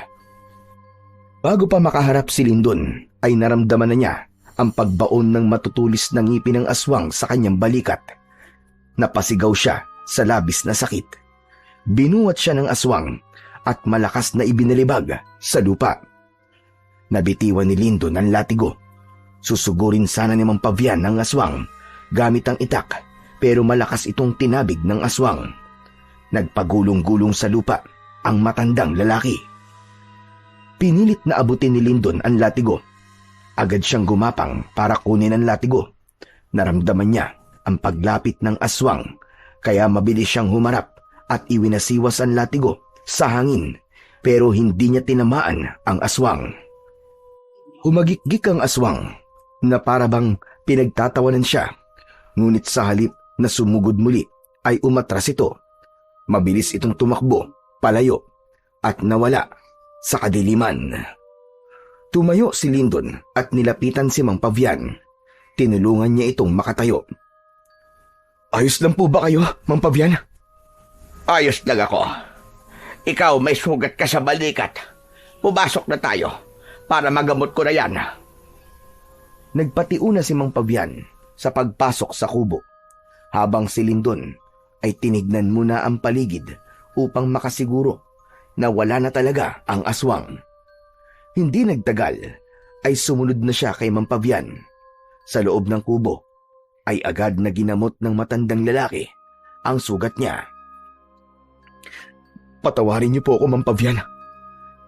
Bakit? At para saan naman ang paghingi mo ng tawad? Dahil hindi ko po napatay ang aswang, ni hindi ko man lang siya nagalusan. Pakiramdam ko ay binigo ko po kayo. Huwag mong sabihin yan. Unang beses mo pa lang na makipaglaban sa isang aswang. Hindi porket nagsanay ka na, ay mahusay ka na kagad. Huwag ka mag-alala. Marami pang pagkakataon upang makaharap mo siya. Sa aking palagay, ay tinignan lamang ng aswang ang kapasidad mo. Kung ganun, alam na po niya na hinahanap ko siya. Sa aking palagay ay oo. At alam na rin niya na dito ka nagtatago. Sandaling nag-isip si Lindon habang nilalagyan ni Mang Pavian ng gamot ang sugat niya. Napamaang siya ng isang bagay ang pumasok sa kanyang isipan. Si Manolo. Si Manolo po yung kaibigan ko. Siya lang po ang pinagsabihan ko ng tungkol sa aking misyon. Hindi kaya meron siyang ibang pinagsabihan at nakarating yun sa aswang? Mukhang gano'n na nga ang nangyari. Kaya nais ko sanang sabihin sa'yo na wala ka dapat pagsabihan ng iyong gagawin kahit kilala mo pa, dahil maaaring yung pa maging dahilan para mabulilyaso ang iyong mga pinaplano. Pero sa tingin ko po ay daan din to para malaman ko kung sino ang aswang sa aming baryo. Kailangan kong makausap si Manolo kung sino-sino ang kanyang pinagsabihan. Matiim na napatingin si Lindon kay Mang Pavian. Tumango ang matandang lalaki bilang pagsang-ayon sa kanyang sinabi. Sa gabing yun, matapos ang unang laban niya sa aswang, ay napagtanto ni Lindon na hindi niya ito dapat maliitin. Kahit pa may sandata siyang epektibo sa pagpatay ng aswang, ay kailangan pa rin niyang maging maingat at matalino sa susunod nilang pagharap. Nang sumunod na araw, pagsapit ng gabi, ay nagtungo si Lindon sa kanyang bahay. Dala niya ang latigo na gawa sa buto ng ahas dahil hindi siya sigurado sa kung anong pwedeng mangyari. Wala pa si Manolo sa bahay, kaya pumasok na lamang siya sa bintana sa likod na hindi nakakandado. Nagtungo siya sa sala at naupo upang hintayin ang kanyang kaibigan na si Manolo. Hindi nagtagal ay bumukas na ang pinto. Nagulat si Manolo pagkakita kay Lindon. Agad itong pumasok at isinarado ang pinto. Pambihira, nakakagulat ka naman, pare. Akala ko magnanakaw ka . Hindi na ako magpapaligoy-ligoy pa, Manolo. Umamin ka nga sa akin. May pinagsabihan ka bang ibang tao na buhay pa ako at kung ano ang gagawin ko. Natigilan si Manolo. Pinagpawisan ito at bumakas sa mukha nito ang kaba. Meron akong pinagsabihan. Pero, isang tao lang. Sino? Sino ang taong yon, Manolo? Si Donato. Nagtanong kasi siya nung isang araw kung ano na ang balita tungkol sa'yo kasi ayaw niyang maniwalang patay ka na. Kaya naikwento ko na nagpakita ka sa akin. Nasabi ko rin ang balak mong pagpatay sa aswang. Teka, may mali ba sa ginawa ko? Malaki, Manolo. Nalaman na ng aswang kung saan ako nagtatago ngayon. Umatake siya rong kagabi. Sigurado ka bang si Donato lang ang pinagsabihan mo? Oo, siya lang talaga. Wala nang iba. Bakit ba? Manolo, sa tingin ko ay si Donato ang aswang. Ano? Sigurado ka ba dyan sa sinasabi mo? Kung siya lang ang pinagsabihan mo, ibig sabihin, siya lang ang nakakaalam sa misyon ko. Malamang, nasundan niya ako, kaya nalaman niya kung nasan ako. Muling natigilan si Manolo na para bang nag-iisip. Maya-maya pa ay nagsalita ito ulit. Sa tingin ko tama ka pare. May usap-usapan kasi na kumakalat dito sa baryo na yung aswang na nambibiktima ng mga tao dito sa baryo natin ay yung anak ng babaeng aswang na pinatay nun ng mga tao. Hindi ba si Donato ay dayo lang dito sa ating baryo? Bigla na lang siya dumating dito at sa aking pagkakatanda ay doon na rin nagsimula ang pag-atake ng aswang. Tama ka. Mukhang yan nga ang dahilan kung bakit siya pumapatay ng mga tao dito sa baryo natin. Yun ay upang magiganti. Kung ganun, ay kailangan ko na siyang harapin ngayon, Manolo. Hindi na ako papayag na may maging biktima pa siya. Kailangan matapos na ang gabing to na may isa sa amin na mamamatay. Tumayo si Lindon. Palabas na sana siya ng pinto nang hawakan siya sa braso ni Manolo. Nang tignan niya ito, ay bakas sa mukha nito ang pag-aalala. Sandali lang pare. Huwag ka magpadalos-dalos. Baka kung anong mangyari sa iyo eh. Kung totoo ngang aswang si Donato, baka wala kang laban sa kanya. May laban ako sa kanya, Manolo. May sandata ako. Itong dala kong latigo. Kailangan niya nang magbayad sa mga kahayupang ginawa niya dito sa ating baryo. Wala siyang puso, sapagkat kahit ang mag-ina niya ay nagawa niyang patayin upang protektahan lang ang kanyang sekreto. Kung ganun pare, hayaan mo ako sumama sa'yo. Mabuti lang meron kang backup. Hindi na kailangan, Manolo. Dito ka na lang at ipagdasal mo ko. Ayokong pati ikaw ay madamay. Ito ay laban sa pagitan namin ni Donato. Kung hindi na kita mapipilit na isama mo ako, ay susundin na lang kita. Basta, bumalik ka ng buhay dito, Lindon ha. Ayoko mawalan ng isang mabuting kaibigan. Isang tango lamang ang isinagot ni Lindon. Matapos yun, ay tuluyan na siyang lumabas at mag-isang naglakad patungo sa tirahan ni Donato. Inasahan na ni Lindon na malalaman niya sa gabing yun kung sino ang aswang. Ang hindi niya inaasahan ay si Donato pala yun. Hindi niya ito pinaghinalaan sapagkat alam niyang imposible na patayin nito si Amor at ang anak nito. Ngunit dahil sa sinabi ni Manolo at nang mapagdugtong-dugtong na nila ang mga nangyari, ay kumbinsido na siya na si Donato nga ang aswang. Makalipas ang ilang minuto, ay nasa harapan na si Lindon ng bahay ni Donato. Maigpit niyang hawak ang latigo. Nakasarado ang pinto ng bahay at patay na ang mga ilaw sa loob. Donato! Lumabas ka dyan! Harapin mo ako! Walang hiya ka, Donato! Lumabas ka! Paulit-ulit na sumigaw si Lindon. Maya-maya pa ay bumukas ang pinto at lumabas si Donato na nagulat nang makitang buhay si Lindon. Lindon? Ababuhay ka nga! Sabi ko na nga ba at hindi ka papatay eh. Nanghihinayang ka ba? Na hindi mo ako napatay?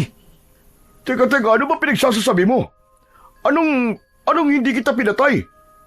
Tama ng pagmamaang-maangan mo, Donato. Alam ko ng sikreto mong hayop ka. Ikaw ang aswang dito sa aming baryo. Ikaw ang anak ng babaeng aswang na pinatay noon ng mga tao dito at bumalik ka rito para maghiganti. Teka, kalokohan yan sinasabi mo, Lindon. Hindi ako aswang. Huwag kang magsalita ng ganyan at baka may makarinig pa sa'yo. Baka maniwala sila sa kasinungalingan lumalabas sa bibig mo. Mas mabuti na nga marinig ng lahat ng sinasabi ko para malaman nila kung ano ka talagang hayop ka. Napakawalang puso mo. Kahit asawa at anak mo ipinatay mo. Bakit? Dahil nalaman ba ni Amor na isa kang aswang kaya mo siya pinatay? Umiim ang bagang ni Donato. Mariin nitong ikinuyom ang mga kamay, sabay duro kay Lindon. Huwag mong dinadamay dito, mag-ina ko, Lindon. Hindi mo alam kung ano ang pinagdadaanan ko sa araw-araw dahil sa pagpatay ng aswang na sinasabi mo. Kung alam mo lang, hinahanap ko rin ang aswang na yon para patayin. Gusto kong maghiganti. Gusto kong bigyan ng hustisya ang pagkamatay ng mag-ina ko. Tama na. Tama na ang pagpapanggap mo. Hindi ako madadala sa drama mo. Sisiguraduhin ko na pagsisisihan mo ang lahat ng ginawa mo. Ipakita mo ng totoo mong anyo. Maging aswang ka na at maglaban na tayo hanggang kamatayan. Wala akong ipapakitang ibang anyo sa'yo, Lindon. Umalis ka na. Hindi ako aalis hanggat hindi kita napapatay. Mag-anyong aswang ka na. Umalis ka na bago pa ako tumawag ng mga pulis. Kung ayaw mo mag-anyong aswang, pipilitin kitang gawin mo yon. Malakas na sumigaw si Lindon at saka siya sumugod kay Donato. Isang malakas na suntok sa panga ang agad na ibinigay niya rito na dahilan para mapaatras ito at mapaupo. Hindi niya na ito hinintay na makatayo at sinundan kagad niya yon ng isa pang suntok sa muka. Napayuko si Donato, ngunit pilit na tumayo at lumaban. Gumanti rin ito ng suntok, pero mabilis na nasalag yun ni Lindon. Ano ba? Tumigil ka na, Lindon! Hindi ako titigil. Papatayin kita, Donato, para to sa lahat ng naging biktima mo. Nagpatuloy si Lindon sa pagsuntok kay Donato. Ang gusto niya ay mag-anyong aswang ito bago niya ito gamitan ng latigo. Ang bawat suntok ni Lindon ay may kasamang galit at pagkasuklam. Sa huli, napabagsak niya si Donato sa lupa. Mabilis siyang sumaklang sa katawan nito at sunod-sunod na pinakawala ng kanyang mga kamao sa mukha nito. Ang bawat suntok ay mabigat, may kasamang panlilisik ng mga mata at walang pasubaling galit. Ipakita mo na ang totoo mong anyo! Halimaw ka! Hindi na nagawang makapagsalita ni Donato. Lupaypay na ito at duguan na ang muka. Tila wala na itong lakas para lumaban, kaya tinanggap na lang nito ang mga suntok ni Lindon. Napagod na rin si Lindon, kaya inipon niya ang kanyang lakas. Itinaas niya sa ere ang kanyang kamao. Malakas siyang sumigaw. Akmang susuntokin niya muli si Donato nang isang sigaw ang pumigil sa kanya. Lindon! Tama na! Hindi siya isang aswang! Nagtatakang napatingin si Lindon sa papalapit na si Mang Pavian. May hawak itong maliit na bote na may laman na langis at kung ano-anong ugat. Mang Pavian! Siya po ang aswang! Siya lamang ang pinagsabihan ng kaibigan ko ng tungkol sa nangyari sa akin at sa plano ko. Kaya nalaman niyang buhay pa ako at sinundan niya ako sa tirahan niyo sa gubat. Maniwala ka sa akin. Hindi isang aswang ang lalaking yan. At paano niyo po nasabi na hindi aswang tong si Donato? Ipinakita ni Mang Pavian ang hawak nitong bote. Dahil sa boteng ito, hindi kumukulo ang lagi sa loob nito. Kaya sigurado kong hindi siya aswang. Isa pa, base sa pakiramdam ko, ay wala akong nararamdaman na may dugo siyang aswang. Naguguluhang napatingin si Lindon kay Donato. Hindi niya maintindihan kung paanong hindi aswang si Donato, gayong lahat ng ebidensya ay ito ang itinuturo. Umalis na siya sa ibabaw ni Donato. Tinulungan ni Mang Pavian si Donato na makatayo. Sinabi ko naman kasi sa iyo hindi ako ang aswang. Sandali, Donato. May iba ka bang pinagsabihan ng tungkol sa nangyari sa akin sa gubat? Wala akong pinagsabihan. Si Manolo, siya ang nagsabi sa akin ng tungkol sa nangyari sa'yo. Kahit hindi ko naman siya tinatanong. Biglang nanlamig si Lindon. Pakiramdam niya ay binuhusan siya ng isang timbang tubig. Napatingin siya kay Mang Pavian. Alam ko nasa isip mo, Lindon. Ibig sabihin, si Manolo, siyang aswang? Tama ka. Ang kaibigan mo ang aswang at mukhang matagal ka na niyang nililinlang. Hindi. Hindi pwedeng maging aswang si Manolo. Matagal ko siyang nakasama eh. Simula na dumating siya dito sa baryo namin, ay kaibigan ko na siya. Sandaling natigilan si Lindon. Sa sinabi niyang yun, ay doon na niya napagtanto na gaya ni Donato ay dayo din si Manolo sa kanilang baryo. Doon na rin niya naisip na baka kaya tuwing kinakatok niya si Manolo sa kwarto nito ay hindi ito nagbubukas ng pinto ay dahil wala ito roon. Dahil ang totoo ay nasa labas ito at nambibiktima ng mga tao. Labis na nasaktan si Lindon sa realisasyon na yon. Hindi niya akalain na ang taong pinagkakatiwalaan niya ang siyang salot sa kanilang baryo. Kung si Manolo ang aswang, ay kailangan ko siyang patayin. Pinatay niya ang mag-ina ko. Walang hiya siya. Nga ba, Donato? Kaya mo akong patayin? Matapos kang bugbugin ng kaibigan ko, ay makakalaban ka pa ba? Napatingin silang lahat kay Manolo. Huminto ito sa paglalakad. Tumayo ito ilang dipaan layo sa kanila. Sa kabila ng katotohanang sumabog ng gabing yun, ay may maliit pa ring pag-asa si Lindon na hindi aswang ang kanyang kaibigan. Manolo, sabihin mong di totoo ang aming hinala na ikaw ang aswang. Talagang maniniwala ka sa kanila, Lindon? Matagal na tayo magkaibigan, di ba?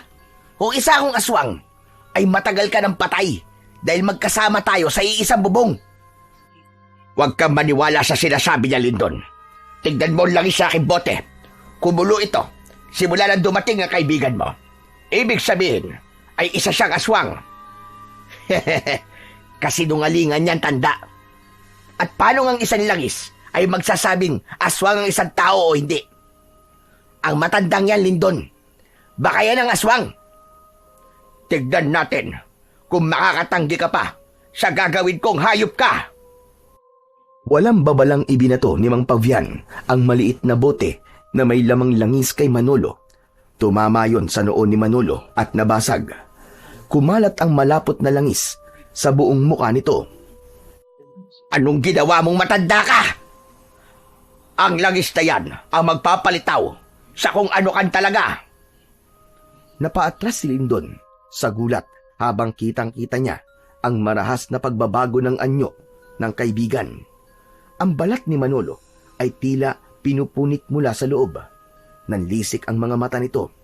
Halos lumabas na ang ugat nito sa buong katawan. Lumitaw ang matutulis nitong ngipin. Humaba ang mga kuko. Lumabas ang dila nitong napakahaba at kulay itim habang umuungol sa sakit dahil sa langis. Habang patuloy na nag-aanyong aswang si Manolo, ay hindi pa rin makagalaw si Lindon.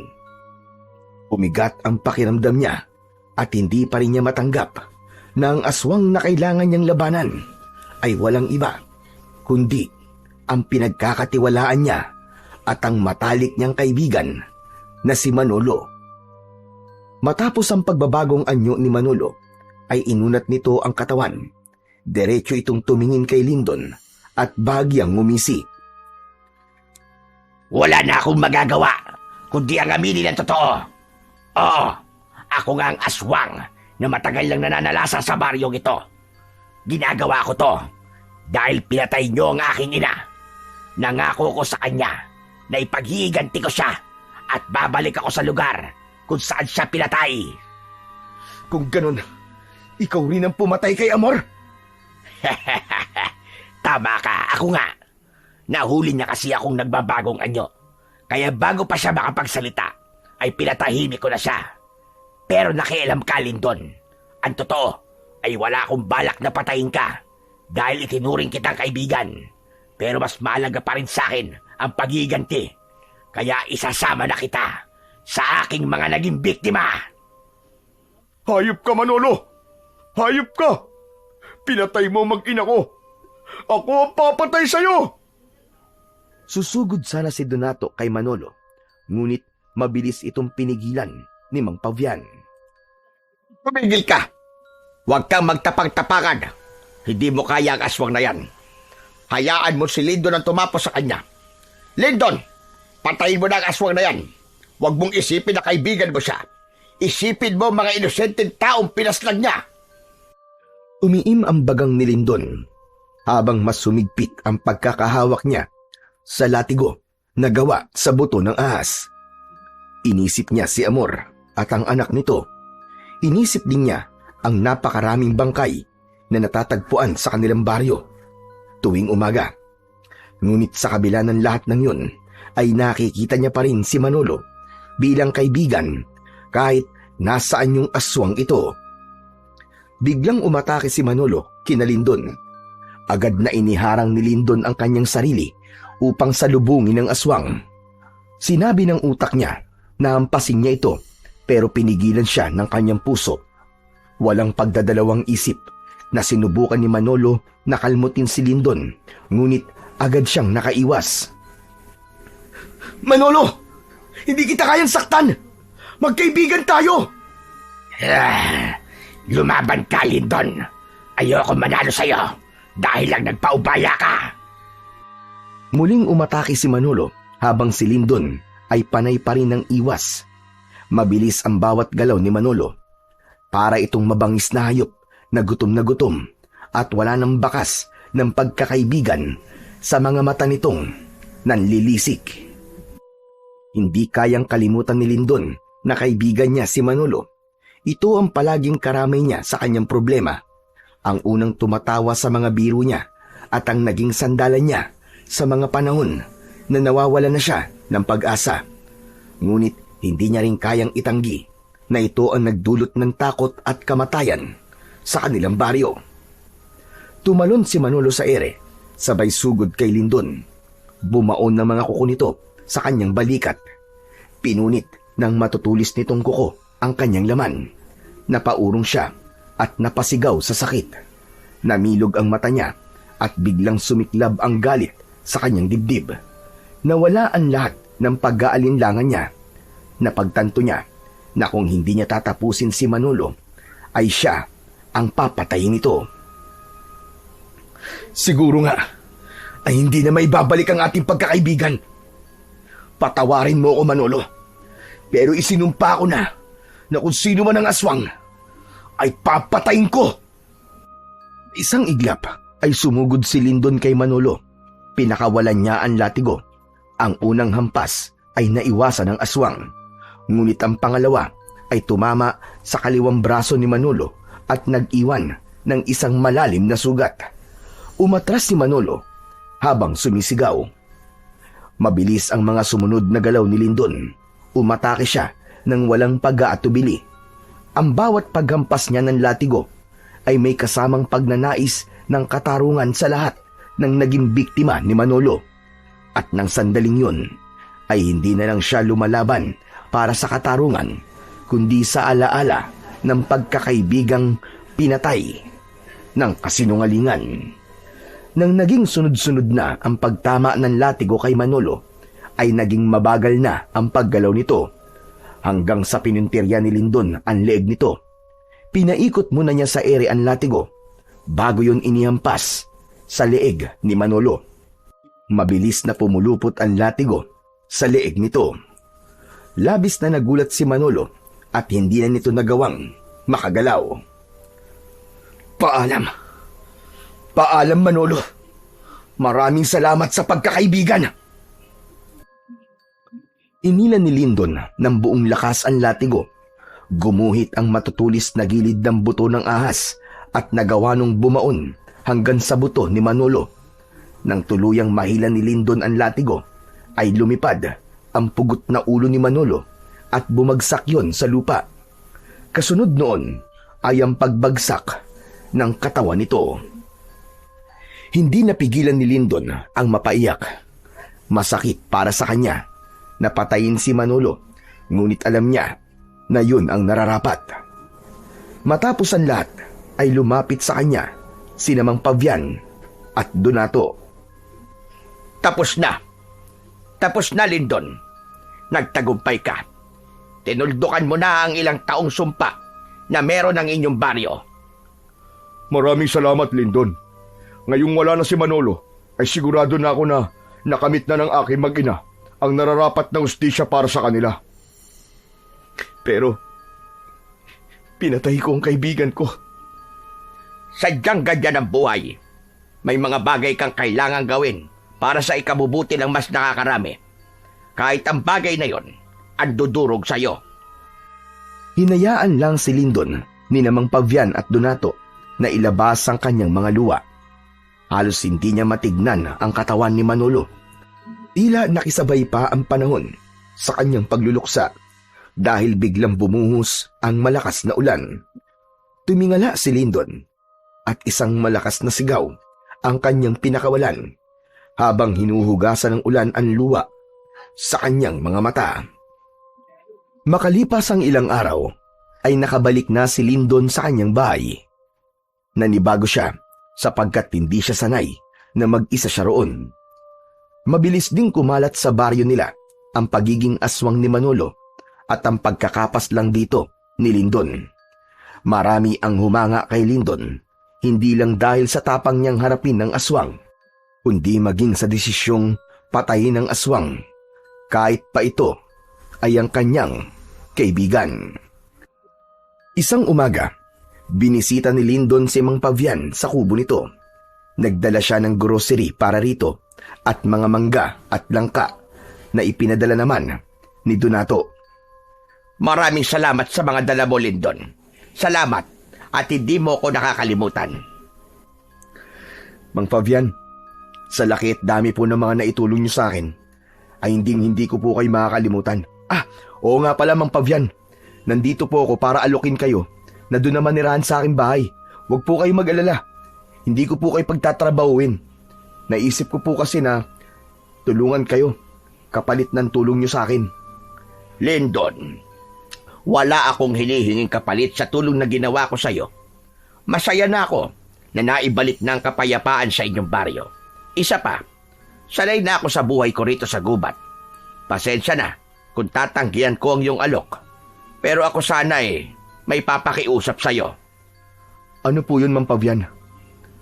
Tumayo si Mang Pavian at kinuha nito ang latigong gawa sa buto ng ahas. Nais ko sanang ipamana sa'yo ang aking latigo. Kung papayag ka, ipagpapatuloy natin ang iyong pagsasanay. Hindi lang si Manolo ang aswang na maaaring umatake sa inyong baryo. Nakikita ko na ikaw ang karapat-dapat na magmay-ari nito. Buong pusong tinanggap ni Lyndon ang latigo mula kay Mang Pavian. Sa paraan ng kanyang ngiti ay hindi na niya kailangang magsalita. Ramdam niyang alam na ni Mang Pavian ang kanyang kasagutan. Ipinangako ni Lyndon sa kanyang sarili na simula sa araw na yon ay paghuhusayan pa niya ang kanyang kaalaman sa pakikipaglaban. Nang sa gayon, sa oras na muling may aswang na sumubok na sirain ang katahimikan ng kanilang baryo, ay mas handa na siya at kaya niya nang lumaban para sa kabutihan.